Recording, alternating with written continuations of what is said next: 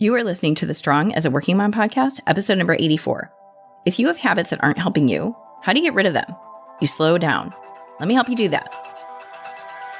Welcome to the Strong as a Working Mom podcast. If you're balancing career, family, wellness, and some days sanity, you are in the right place. This is where high-achieving, busy working moms get the tools they need to eat, move, and think. I'm your host, physician, personal trainer, and certified life coach, Carrie Holland. Let's do this. Hey, how are you? What's new? What's good? So, what's good here? We are going to talk about something that might be tripping you up as you try to get rid of habits that aren't helping you. So today, I'm going to help you slow down. I'm going to walk you through how you slow your brain down so you can take control over the habits that are keeping you from reaching your goals. So I realize now, after years of coaching, that this process is most definitely a skill. This is by no means something that comes naturally to most of us. And if I can help you do this, and if you can take some of these concepts and put them to use as you unravel your own habits, then I'm doing my job. And so here's what I mean by this. So much of what we do is habit. But think about what a habit is. So if you look it up, you'll find all kinds of definitions. But the one that stuck out most to me is this one: an acquired mode of behavior that has become nearly or completely involuntary. And that last piece, involuntary, that's where the work is. When you have a hardwired habit, whether it's a good or a bad habit, by nature, it becomes so well worn that often you're just not even aware of it. You're going through the motions with very little brain energy required. And that's exactly what your brain wants. So remember that one of your brain's goals is to expend as little energy as possible. And habits are your brain's best way of doing that. So when behaviors are habit, there is very little to no brain energy wasted on them. Your brain doesn't have to do much work because it's not really thinking about the habits, it's just doing them. You're not thinking, you're doing. And that's the whole idea behind habits, to remove any real thinking from the equation. So today, we're going to talk about how to think your way through your habits so your behaviors that are currently involuntary come off autopilot. We're inserting thinking back into the equation so that you can be very aware of your habits and pay attention to them. Because it's only when you're conscious and aware of your behaviors that you can change them. It's hard to change what you're not aware of, right? So I'm going to take you through a process of how to not only wake up and pay attention to your habits, but also how to think your way through and interrupt your habits. We're also going to talk about what to do when you feel yourself going on autopilot. I want you to have tools to use from start to finish as you start to pick apart and dismantle these habits. So this is a process I have taken my clients through many times, and now I'm going to share it with you on the podcast. So the process we're talking about today combines a number of tools. You may have heard me talk about some of these tools on the podcast before. And what I'm doing here is walking you through the process that puts a number of these key tools together. And my hope is that by the end of the episode, you feel armed with a collection of tools and concepts to come back to as you work to unravel and interrupt your habits. So take the tools that speak to you and try them out. All right? Okay, so let's go. So let's start with an example because I think it will make more sense if you have a scenario in mind to work through as we go through this. And I'm going to use a habit that comes up all the time, the habit of nighttime mindless eating. This one comes up commonly for many of my clients, and it's one that often makes their weight loss more difficult. So let's tackle this. Okay, so the first important thing to know is this. If you want to get rid of your nighttime mindless eating habit, it starts before nighttime. Okay, this is key. The first piece to undoing any habit is to know your cue and be on the lookout before you're even faced with it. So what is the cue that triggers your habit? And this goes back to habit science, okay? So for the quick and dirty, all habits are made up of 3 parts. You'll see them named differently depending on what books or what literature you read. But to keep it simple, habits are made up of a cue, a routine, and a reward. The cue is what puts the habit in motion. So you can think of the cue as the signal to your brain that says, hey, time to do your habit. And that cue can be a number of things. It can be a time of day, like right after bedtime. It can be a location, like the break room. It can be an emotion, like boredom, sadness, or frustration. It can be a person, like if you were a smoker and you have a coworker who smokes at work. All of those are cues that tell your brain it's time to do the routine. And the routine is the behavior itself. It's the habit. So in this case, we're talking about mindless eating. The routine is what you're looking to change. And then the reward is what you get. It's the outcome you get from executing the habit or the routine. For most of us, the reward of our habits is that we somehow feel better. You eat the candy. You take a sip of wine. You watch the TV show. You watch a puppy video on Facebook.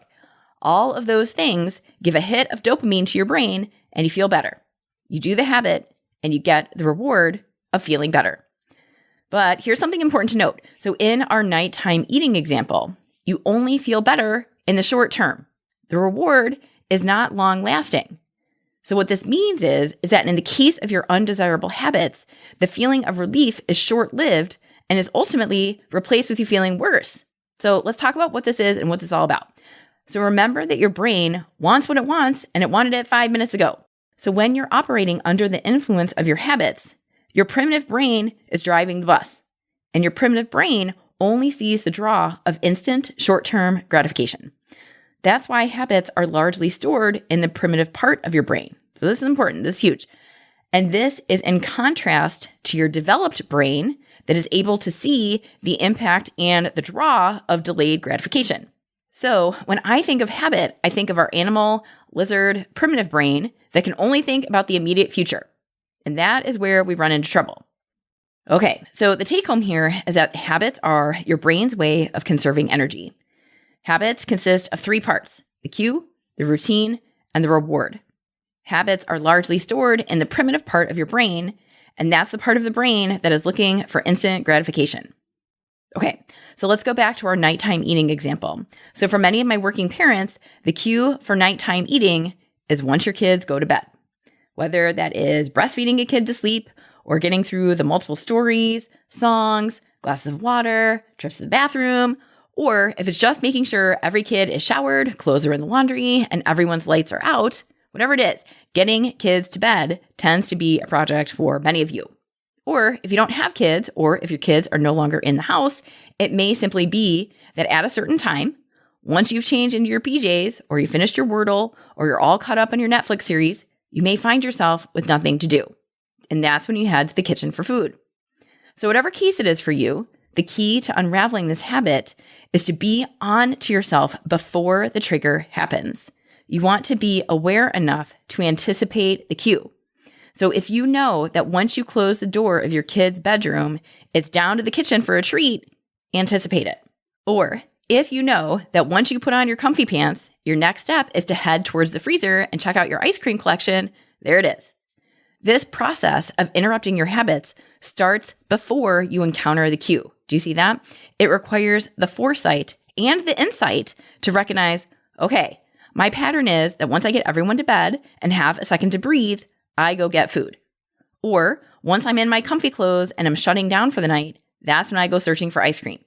You have to know your cue and you have to be aware before the cue presents itself. This is so essential. And I want to beat this dead horse because too often this step gets overlooked altogether. Okay? So to change your habits, you have to be on to yourself. I say it all the time. And when I say that, I mean that you're on to yourself in a kind way because you know yourself better than anyone. If you know yourself well enough to recognize that when you finally have a minute of peace and quiet in your house, you go looking for food, then you have information. You know that your kid's bedtime or putting on your pajamas, you know that's a trigger for you. So you anticipate it and you prepare for it. The process of undoing that snacking habit starts before you walk into the kitchen, okay? This is key. So if you know the cue for your mindless eating is your kid's bedtime, the next step in the process is to turn on your brain and start the self-talk. I want you to talk to yourself, okay? So go with me on this for a minute. You are going to talk yourself through your habit. You're going to coach yourself through interrupting your habit. So to be clear, your self-talk does not need to be elaborate. It could be something as simple as, I'm leaving my kid's room and normally I would go eat, but I'm not going to do that. Or I put my comfy clothes on and normally I would celebrate the end of my day with some spoonfuls of mint chocolate chip ice cream, but I don't do that anymore. It can also be as simple as saying to yourself, hey, time out, or hang on a second. I've used all of these sentences myself, and you can borrow any or all of them. Just use something.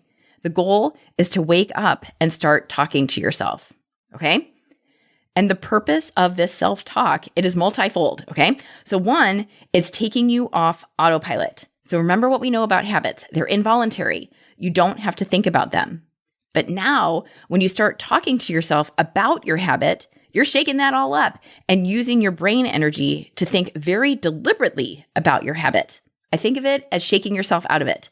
We're bringing your habit to a high level of consciousness. And then the other reason for your self-talk is this. I'm asking you to take a pause. So let's dive into this for just 1 second. Let's talk about the power in that pause. So often when I talk through habits with my client, she will describe a feeling of urgency. She will say that things start to move really fast. Her brain is firing quickly. Her thoughts are darting all over the place like a pinball, and it feels as if she's starting to lose control. And that's when things get challenging. And maybe you know exactly what that feels like. So when things start to speed up, as is often the case with our habits, that's where the pause comes in. When you are onto yourself enough to know what your trigger is, you can anticipate it. And when you anticipate it, you start the self-talk to slow yourself down. And you don't need a ton of time here. We're talking just a few seconds, but you do need that pause. I cannot stress how important this is, to have even just that little bit of time to get in there, to get into your head, get into your brain, and slow things down. So that self-talk, that pause is creating space. It's creating space between you and the habit. So in my own life, I've told you before, I have a problem with peanut butter. I'm working on it. And in my own life, when I slow down enough while I'm making my kids' lunches to say, hey, Carrie, this is when you normally scoop out a huge spoonful of peanut butter for yourself, but you don't do that anymore. When I do that, when I talk to myself and call myself out, I'm creating space. I'm putting just a little bit of a pause between me and the peanut butter so I can wake up and come off autopilot. And that pause helps my brain to slow down. I'm calming down the urgency. I'm holding my horses, however you want to see it. I am taking control over my primitive brain that is speeding up and saying, hey, hurry up and let's get some Jif in here already. No, instead, I'm telling myself, hey, you don't need that extra peanut butter today. You've already had plenty. And often that pause and that self-talk is enough to keep me grounded and focused so I'm not shoveling in peanut butter when I'm not even hungry.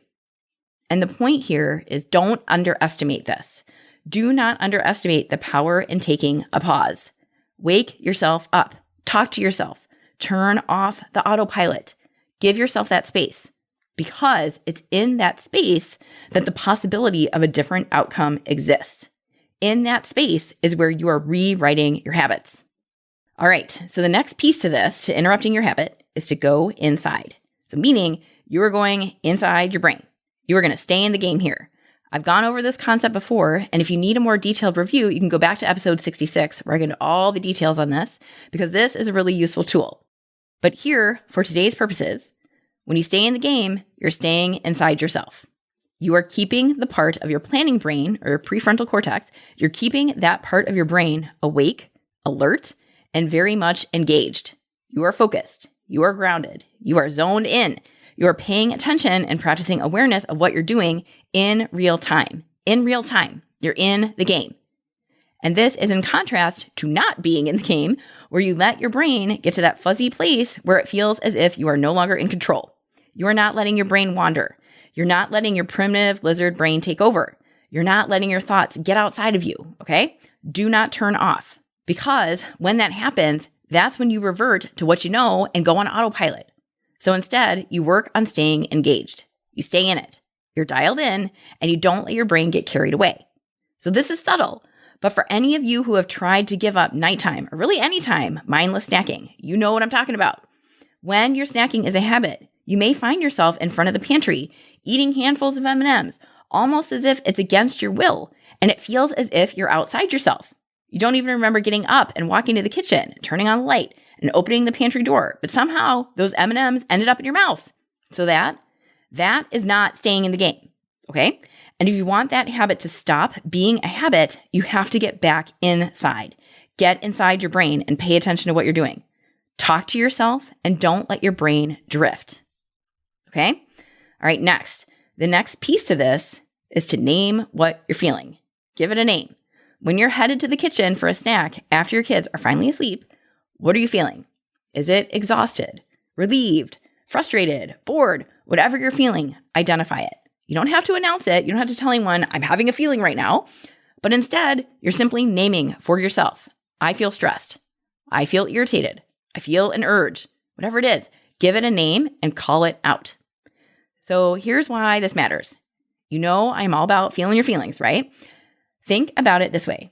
Many of the habits that do not serve you, those habits are there as buffers. Things like nighttime mindless eating instead of feeling bored. Cracking open a bottle of wine as soon as you get home from work instead of feeling stressed. Flipping on social media instead of talking to your partner because you're irritated. Those habits are often created and reinforced because they buffer your negative emotions. And now I'm asking you to get rid of that buffer.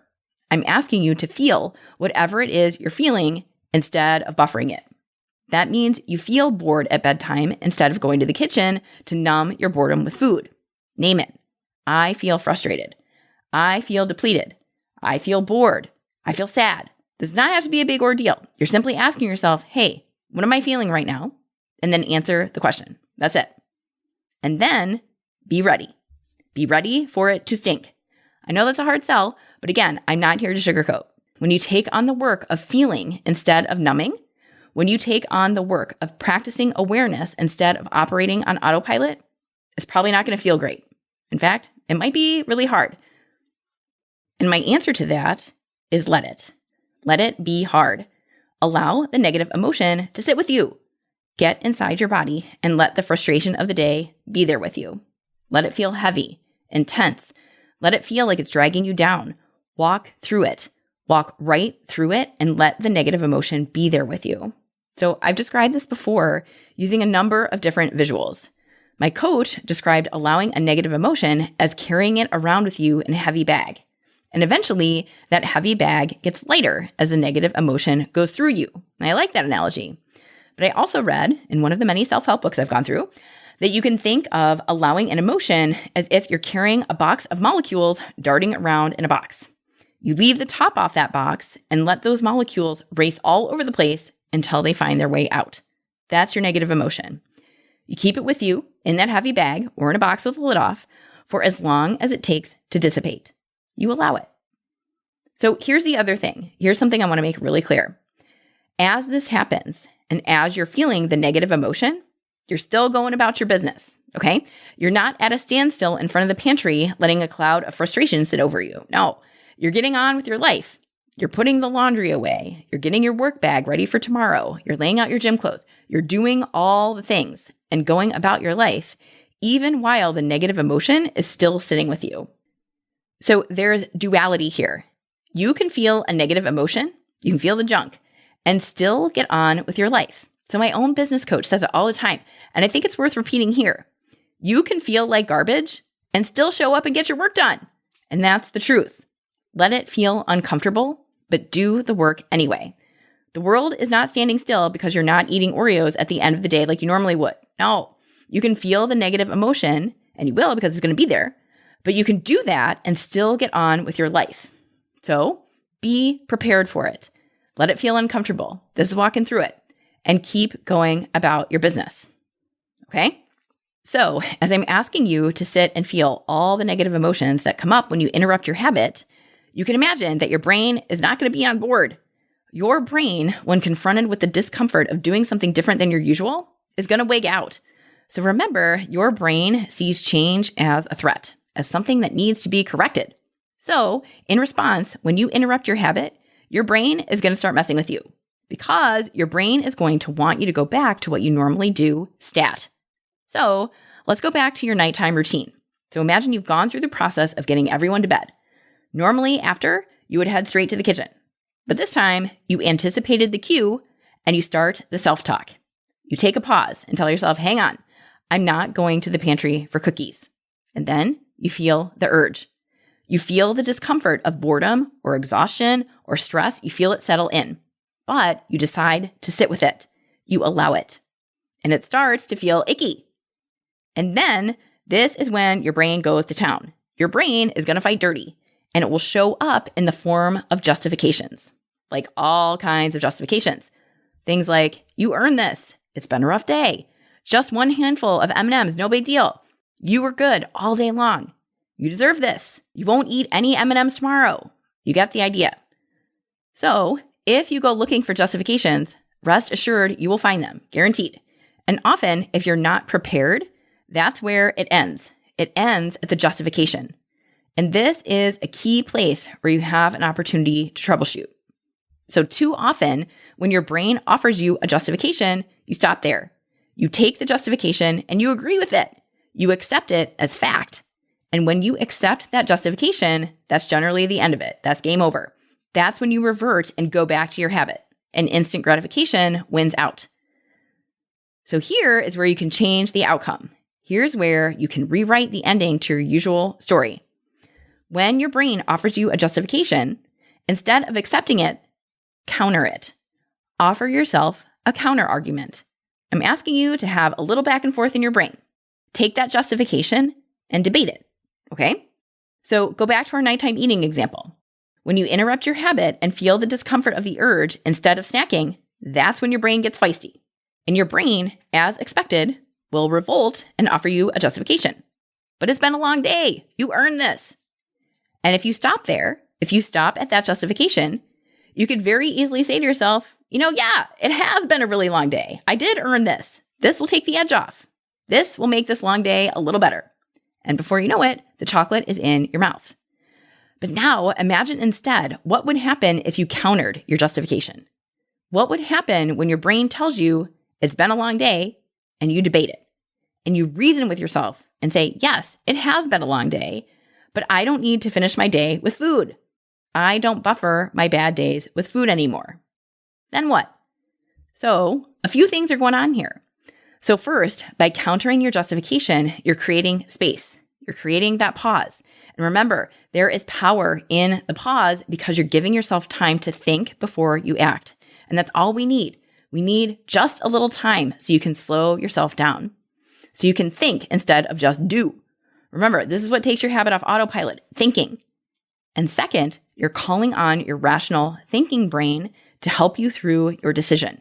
And that's exactly what we're aiming for. When it comes to changing your habits, your primitive lizard brain is not capable of offering you all the reasons you should say no to ice cream at the end of the rough day. Your primitive brain is not able to reason in this way. But your evolved, planning, prefrontal brain is capable of reasoning, and that's exactly what we want. We want the part of your brain that cares about consequences and cares about delayed gratification. We want that part involved in this process. So when you use your evolved brain and go to bat for yourself and argue your justification, you're doing some higher order thinking here. And the whole idea is to use that higher thinking to guide a different outcome.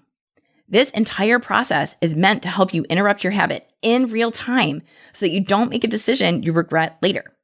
So you tell yourself very directly, I don't buffer my emotions with food, and you don't go into the kitchen. You don't go to the pantry or the freezer.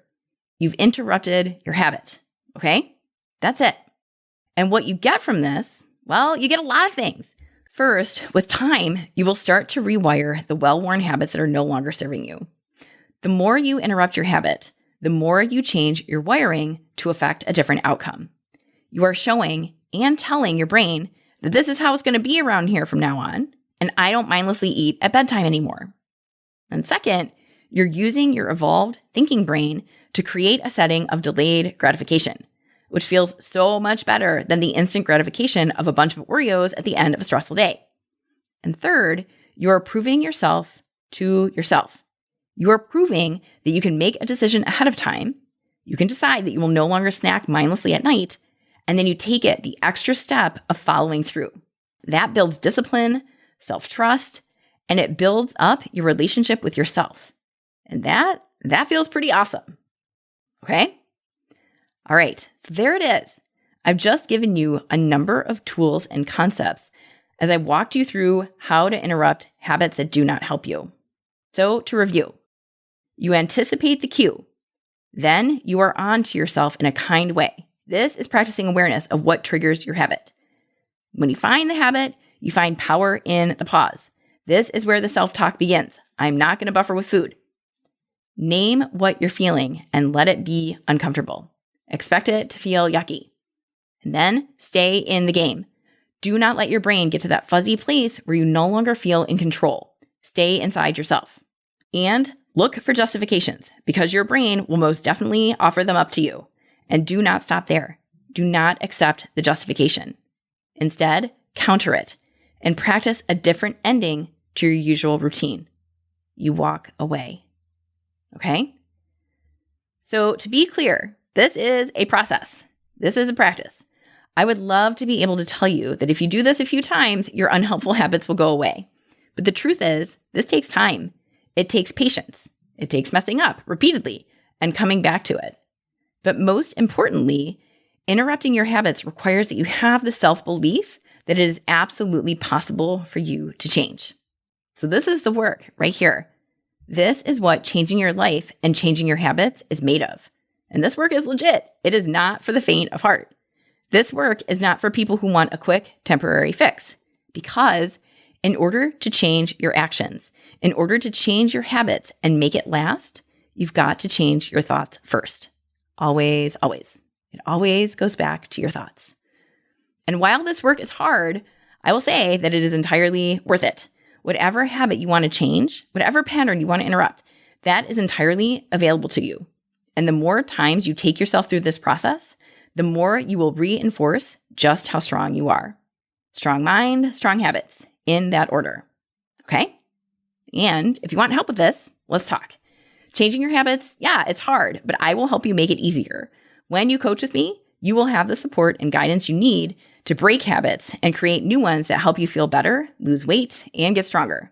I will teach you the tools and the concepts to make your habits a lifestyle. So check out my website, send me a message at www.carriehollandmd.com/contact. Tell me where you struggle with habits, and let's get to work. All right? Thank you again for hanging out with me, and I'll catch you again next week. If you like what you've been hearing, please review the show. I would love to get your feedback and ideas. Your suggestions have inspired episodes and will help me make the show better for you. And share this podcast with a friend. Text a show link, share a screenshot, or post a link to the show on your social media. And be sure to tag me at Carrie Holland MD on either Instagram or Facebook so I can follow along and engage with you. This is how we get the word out to other working moms who want to feel strong inside and out.